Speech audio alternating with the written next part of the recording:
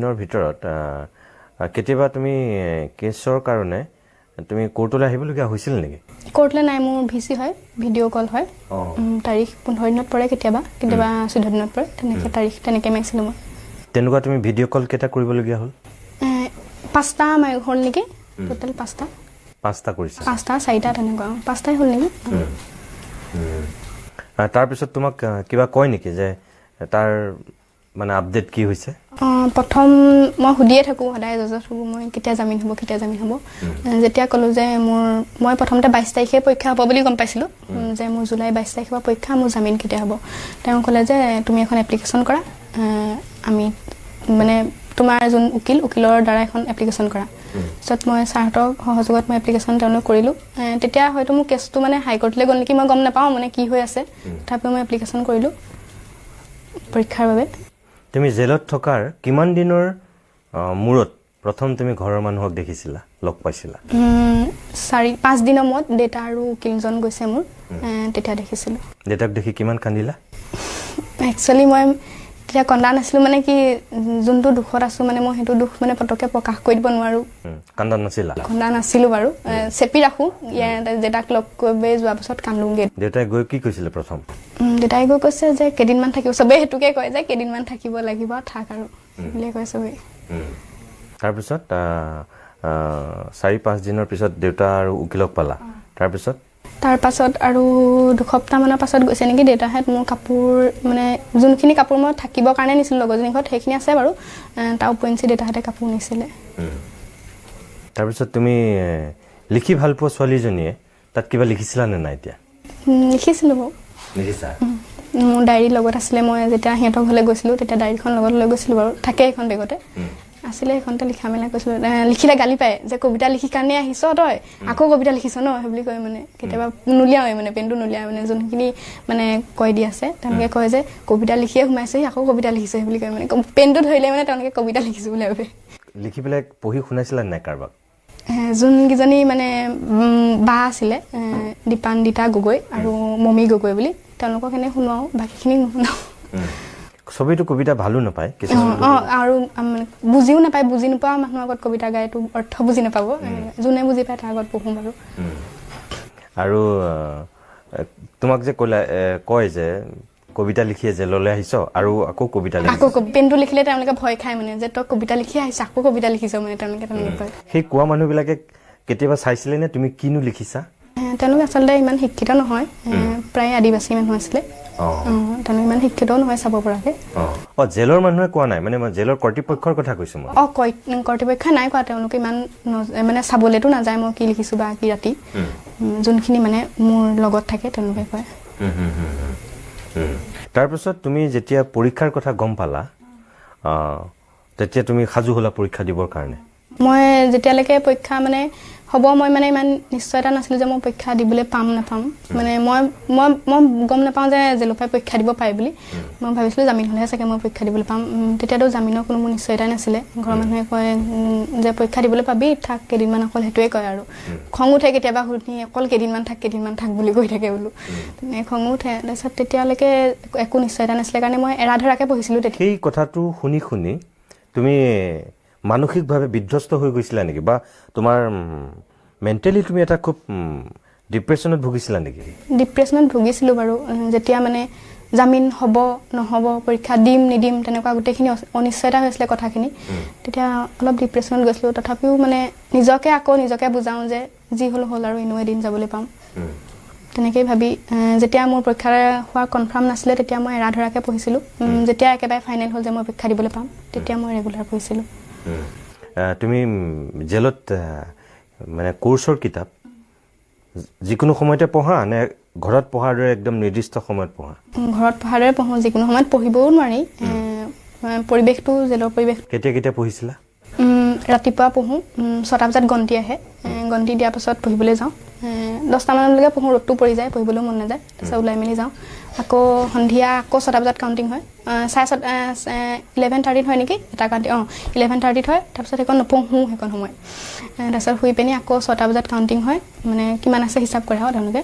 তাৰপিছত আকৌ পঢ়িবলৈ ষ্টাৰ্ট কৰোঁ। তাৰপিছত কেইদিনমান পঢ়িছিলোঁ, মানে কি অকণমান হোৱাৰ পাছত পঢ়োঁ মই মানে ঘৰতো মোৰ ৰাতি পঢ়া নিয়ম মানে মই ইয়াতো ঘৰত ষ্টাডি কৰিলেও 9-10টা বজাৰ পাছতহে ষ্টাডি কৰোঁ তেনেকৈ পঢ়িছিলোঁ তেওঁলোক ভাল বহুত ছাপোৰ্ট কৰে কিতাপ দিনত পঢ়িলে মানে মই যেতিয়া কিতাপখন লৈ মানে বিছনাখনত পৰি দিওঁ তেওঁলোক ওলাই দিয়ে মানে তই পঢ় আমি তোৰ ৰুমলৈকে যাওঁ বুলি তোমালোক এটা ৰুমত কিমান গৰাকী আছিলা আমি প্ৰথমতে আছিলোঁ 7 গৰাকী আছিলোঁ কমি এতিয়া 5 গৰাকী আজি মই ওলাই আহিলোঁ 4 গৰাকী আছে আৰু তুমি যে ক'লা তুমি পঢ়িবলৈ ধৰিলে তেওঁলোক ওলাই মানে ৰুম আছিলে মানে এটা হল টাইপৰ মাজত দৰ্জা আছে ইটো ৰুমলৈ যাব পাৰে দিনত যায় আৰু ৰাতি যাব নোৱাৰে বাইদেউহেঁত থাকে যে গালি পাৰিবৰ কাৰণে তেওঁলোক ইটো ৰুমলৈ দিনত গুচি যায় যে তই পঢ় আমি ওলাই দিছোঁ কথা নাপাতো মানে বহিয়া মাত্ৰকে কথা হয় যে তেওঁলোকে সেইকাৰণে ওলাই দিয়ে তোমালোকৰ কাৰণে লেট্ৰিন টয়লেট বাথৰুম এইবিলাক মানে ছেপাৰেট নে গোটেইখিনিৰ কাৰণে ভিতৰত আছে প্ৰতিটো ৰুমতে ভিতৰত টয়লেট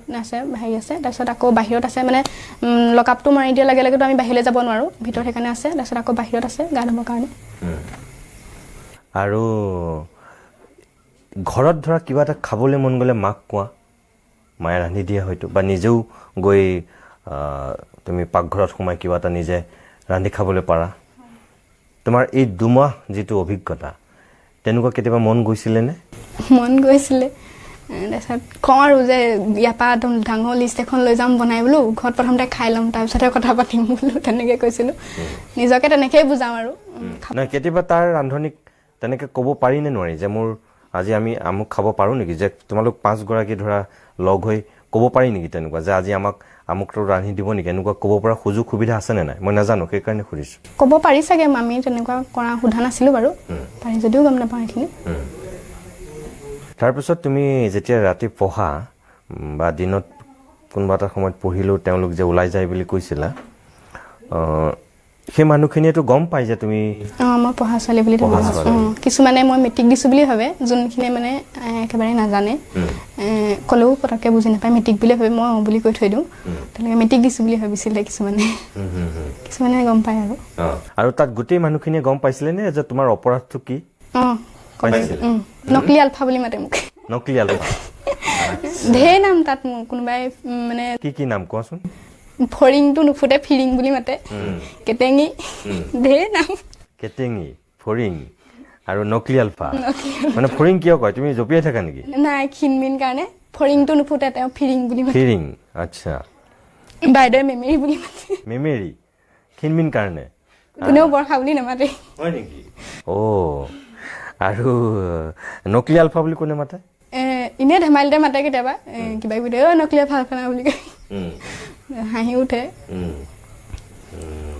এতিয়া তোমাৰ নিজৰ এই যে 65 দিনীয়া যিটো অভিজ্ঞতা হ'ল প্ৰথমতেতো তুমি বিৰক্ত বা তোমাৰ বহুতখিনি আমনিদায়ক হৈছে শেষৰ ফাললৈ তুমি সেই মানুহখিনিৰ লগত এডজাষ্ট হৈ গৈছিলা নেকি একদম পুৰা ঘৰৰ মানুহৰ আগতে লাগিছিলে তেওঁলোকে আপোন লাগিছিলে আজি আহোঁতে অকণমান আৱেগিক হৈ আহিছোঁ তেওঁলোকেও বহুত আৱেগিক হৈছে আৰু মই ধেমালি কৰি থাকোঁ যে আৰু সৰু চবৰ লগতে মিলা প্ৰীতিকৈ চিকুটি বাকুটি থাকোঁ মানে নানীহঁতক তেনেকৈ আজি কৈছে যে তই গ'লিগৈ আজি ভাল নালাগিব বুলি তেনেকৈ কৈছে প্ৰিয় দৰ্শক এই যে তাই কৈছে কথাটো এইটোৱে আচল কথা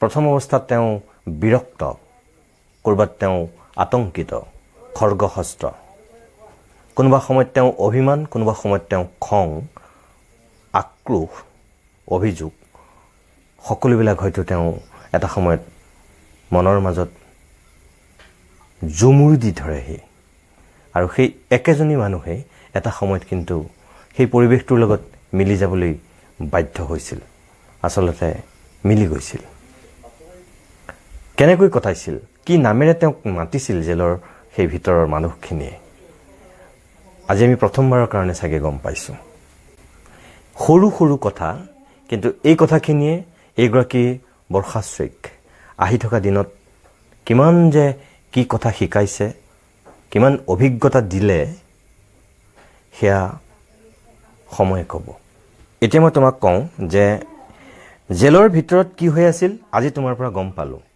কিন্তু তোমাক লৈ জেলৰ বাহিৰত কি হৈ আছিল তুমি গম পাইছিলানে সিমান গম পোৱা নাছিলোঁ দেউতাহঁত গ'লে কয় যে বাহিৰত লাগি আছে মানুহ কোন লাগি আছে মই সেইটো গম নাপাওঁ লাগি আছে মানুহ তুমি সোনকালে যাব পাবা তেনেকৈয়ে কয় কিন্তু এই তোমাৰ পৰীক্ষাৰ ঠিক আগে আগে অসমত তোমাক লৈ এটা সুকীয়া পৰিৱেশৰ সৃষ্টি হ'ল তুমি গম পোৱা নে নোপোৱা ইমানটা গম নাপাওঁ ইমান ঘুনুকঘানাককৈ গম পাওঁ আৰু অসমৰ বাতৰি কাকত অসমৰ টেলিভিছন অসমৰ ছ'চিয়েল মিডিয়াত তোমাক লৈ এটা মোটামুটি বহুত ব্যাপক জাগৰণ হ'ল তোমাৰ ক্ষেত্ৰত অন্যায় কৰা হৈছে বুলি সকলোৱে চৰকাৰক এক প্ৰকাৰ সমালোচনা কৰিলে ডিজিপি মুখ্যমন্ত্ৰী এই সকলোৱে তোমাৰ বিষয়টোত মুখ খুলিবলৈ বাধ্য হ'ল বিভিন্ন ধৰণৰ এটা চৰকাৰৰ ওপৰত হেঁচাও পৰিলে যাৰ কাৰণে হয়তো তোমাৰ এই পষ্টটো এতিয়া প্ৰশস্ত হ'ল ওলাই অহাৰ পষ্টটো কিন্তু নহ'লে হয়তো তুমি আৰু চাগে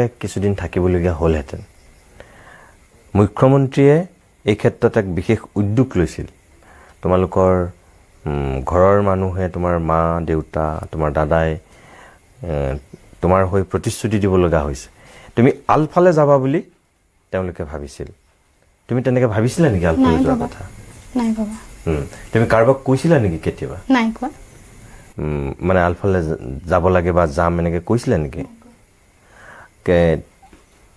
তেওঁলোকৰ দৃষ্টিত তুমি আলফালে যাব বিচৰা ছোৱালী আছিলা আনকি ডিজিপি ভাস্কৰজ্যোতি মহন্তই কৈছিল যে আলফালে যোৱাতকৈ আইজনী তই গৈ জেলতেই থাকগে এনেকৈও কৈছিল আনকি আৰু ভাস্কৰজ্যোতি মহন্তক বহুতে সমালোচনা কৰিছিল তাৰ কাৰণে তুমি পঢ়া শুনা কৰা ছোৱালী হিচাপে তুমি গম পাবা চাগে নগাঁৱৰ আশ্ৰবিকা বৰা তুমি জানা তেওঁ খুব ভাল লিখে অকণমান সময়ৰ কাৰণে পুনৰ মই বাণিজ্যিক বিৰতি লৈ লৈছোঁ তাৰপিছতে উভতি আহিম